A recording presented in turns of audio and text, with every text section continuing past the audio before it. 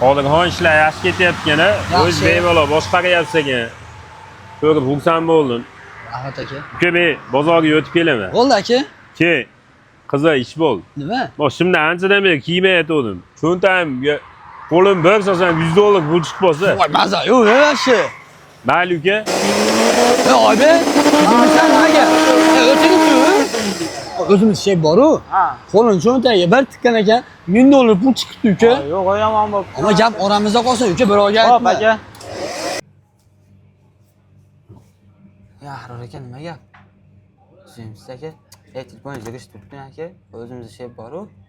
Ish gapidan $10,000 pul topyapti. Ha, qo'y-a. Ish topyapti aka rost. Unday hazillashyapsanmi? $10,000 mi? Bir pachka aka. Ha, yo'q, qo'y. Ahmadullo aka. Ahmadullo aka, to'xtang. Mo shep bor-ku. Podvolda $100,000 pul topibdi. Yo'q. $100,000 a? Rostdan. Rost. $100,000 topibdi.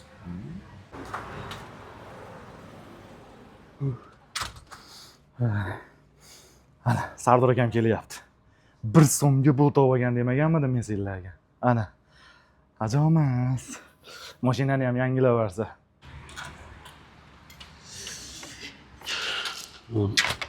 Uydagilar bilan xayrlashdim, qarindoshlar bilan xayrlashdim. Jigarlar bilan xayrlashsak bo'ldi. Jigarlar, men Namanganga ketyapman. Xo'p, hamma yoq solindi. Topilgan 1 so'mga pulmi bu aka? Topshirasan. Qanaqa pul? Men senlar masalan qilg'ing molligini bilaman-da. Shuning uchun Qodirxonga $100 deb berdim. Agar Namanganga ketyapman desam, hammamiz Namanganga ketyapmiz deyishardi. Uka, aytgancha shoshilishda hech kim esdan chiqibdi. Ko'rsangiz yaxshi ishlaylar. Aytgancha, dam olayotgan odamni g'iybat qilishma.